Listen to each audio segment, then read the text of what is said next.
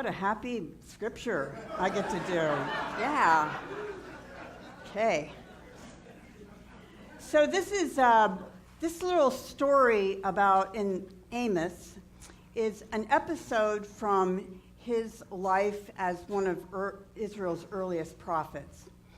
And this happens after Amos has been called from his place of residence in the southern kingdom of Israel, because at this point the people of Israel were divided into two kingdoms, a southern kingdom and a northern kingdom.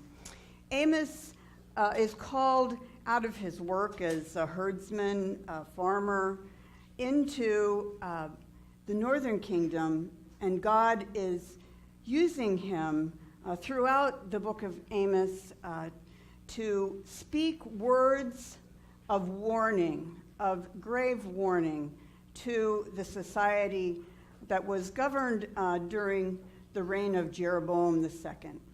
About 2,800 years ago this was.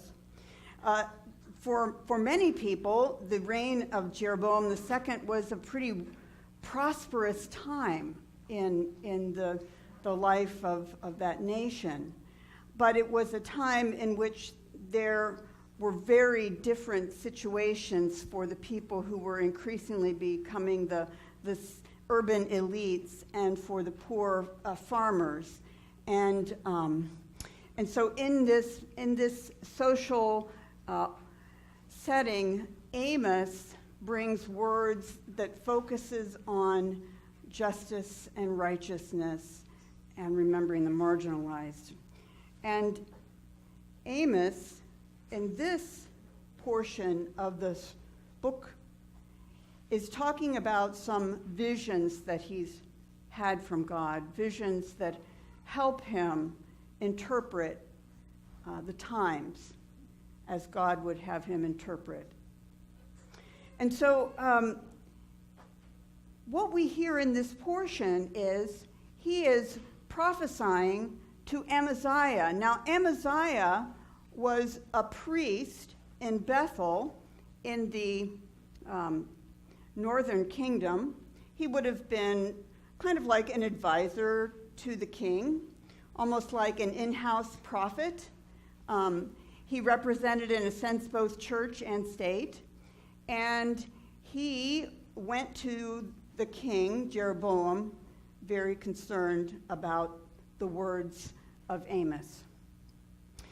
And the way he handled Amos's critique is almost a perfect demonstration of why the critique was necessary in the first place. And I found it really strangely helpful for today. So what is this? So this is my improvised. I could not find one of the real things of these at home. But I jerry-rigged one. Well, Bill Blackburn helped me jerry-rig one. Anybody know what this is? It's a plumb line, yes. And I am most familiar with these plumb lines because sometimes in my past I've tried to hang wallpaper. And in older homes, which, as you know, you can't just go by the line along the top to hang wallpaper, because older homes particularly, they settle. And when they settle, they get crooked. And there's some metaphor in that too, but I'm not going there. But that's how I've used plumb lines, because lots of times you can get them when they have chalk along the line, and then you have the heavy thing, and then you go like that, and the chalk makes a little line on the wall. You snap it, yeah. And you can get a line that's going to be straight for hanging your pattern in your wallpaper. Apparently, these actually, so that's a relatively mundane use. Apparently, for many years, putting something like this hanging in the middle over a center point was actually the point of reference for constructing pretty large buildings that had domes.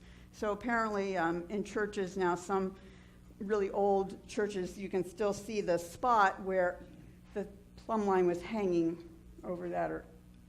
I can't even picture how that worked, but that's how it was used. And you basically can use this as a way to be an accurate measure of how upright something is. I saw people using plumb lines for checking posture. I'm glad that no one did that to me growing up. It was hard enough as it was. And I understand that you can also, if you're a golfer, you can kind of take your club and hold it up like this as you're looking at the hole, and apparently having that clean line right between you and your angle on the hole, you can kind of get the lay of the terrain. Not many golfers here. Or maybe you don't do this? No, you don't hold up the club. Okay. Whatever.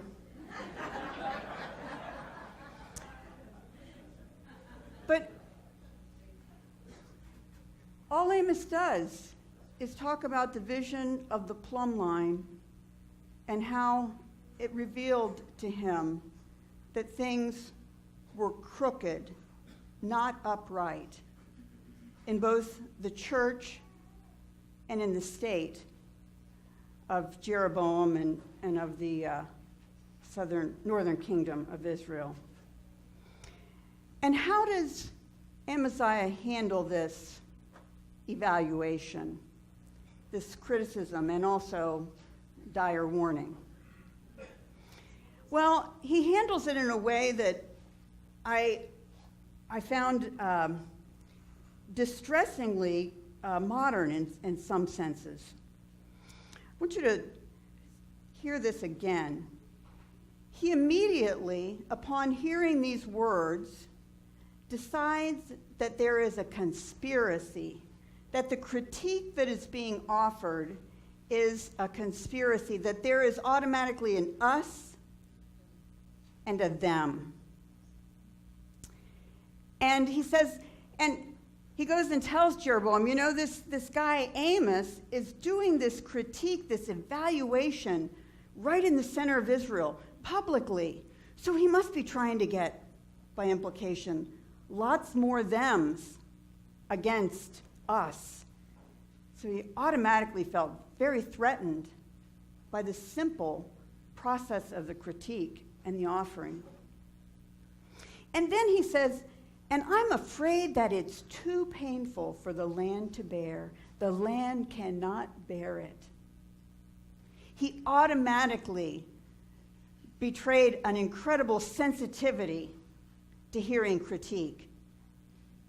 He was offended and afraid to process what came his way. And then he recommended to the king that they just get rid of this guy.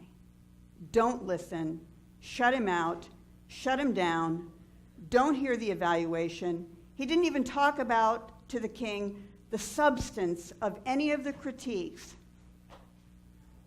He just shut it out.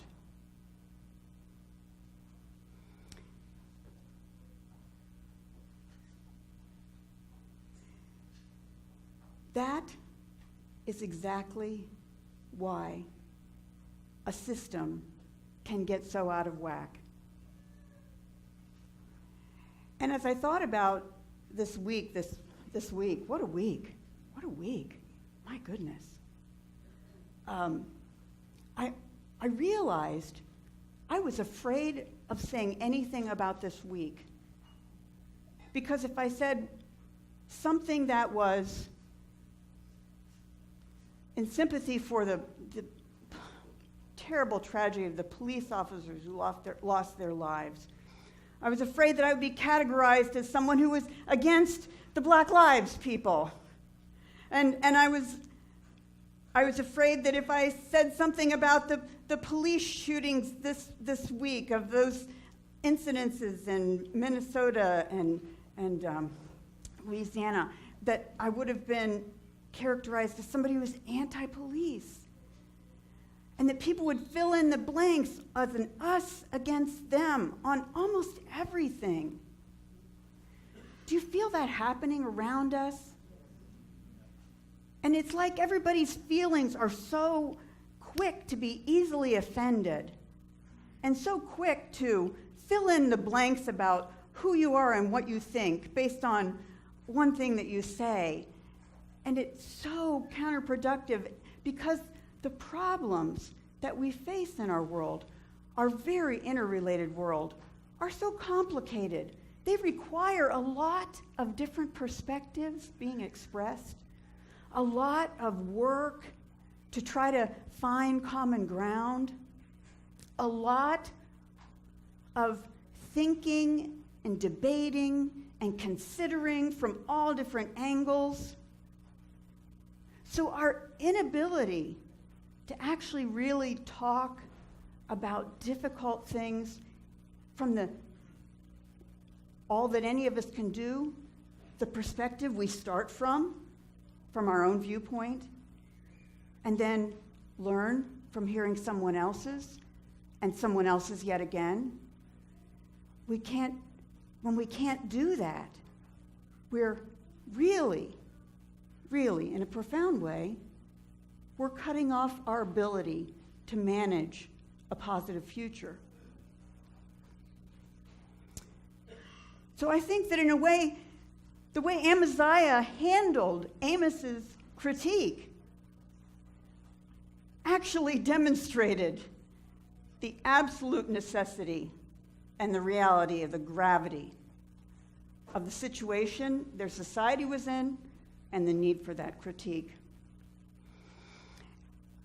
And I'm afraid a little bit like we're kind of in that same place. Like we're almost making ourselves so fragile that we can't manage what it takes to work together on complex problems. And part of it's a little bit because for many good reasons, we kind of have gotten into a little bit of identity politics, and our identity and one thing kind of dictates, we think, the way we represent ourselves in the world. It's funny, this week, all this stuff's coming together. I've had several people just in the last couple of weeks come in to talk to me about one thing or another, and in the course of the conversation have said things like, I'm not a real lesbian. I'm kind of a bad lesbian because I'm a Republican.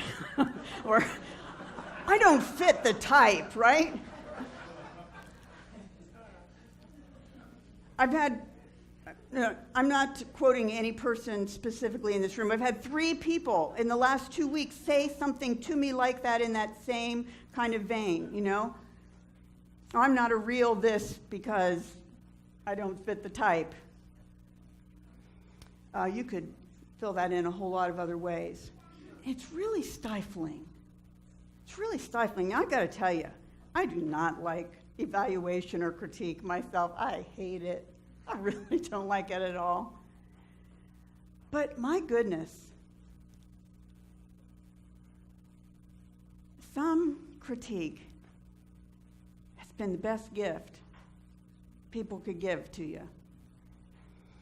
And all critique that is offered in a spirit of genuinely trying to be constructive is the basis for a potentially deep relationship, even if you don't agree with the critique. Because you find out more about the person's perspective and their thinking and what's important to them. And you have an opportunity to share more of yours. And it's amazing what you can find out about other commonalities that you have when you start engaging in those kinds of conversations. I got to tell you, the Faith Formation Committee is trying to launch a big project for the fall where we're having a neighborhood-based small groups that are all doing the same topic, 8 weeks. John and I are going to preach on these topics, and we have a study we're hoping at least 10 different groups are all doing together at the same time, and we're trying to do something, and I thought we were picking something really non-controversial. It's about unity. And how do you create authentic community? And I thought, oh, well, we're trying this big neighborhood conversations. We'll try to keep it real simple and really basic. And then it hit me. Unity is actually complicated. It's actually complicated, especially today when it's hard to talk about differences.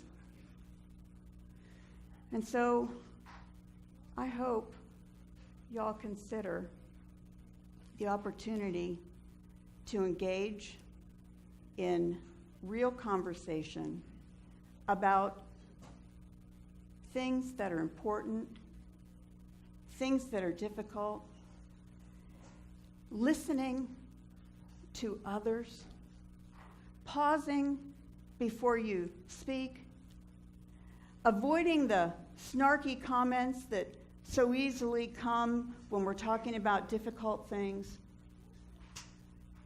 and trying to grow in our ability to maintain critique. Because here as Christians is what our real identity is based in. Our real identity is based in believing that we are all created by one God in God's image, and therefore we have something in common with every other person. We also believe that we are all created, but that we are all part of a fallen world, and that the sin of that fallen world goes through each and every one of us. And therefore, none of us are finished products. None of us have a market on the truth. None of us can't bear some feedback that might help us grow. And we also all believe in a God who is fundamentally the energy of love, and that love unites and is always a potential for human beings. So in this day in which we live and post things on Facebook and talk to neighbors and find lots of distressing things going on around us, let's try to be people who can grow mature in truth and faith and are not finished works, but works in progress, works that God can use to shape and bring about love and real community in this world. And may it be so.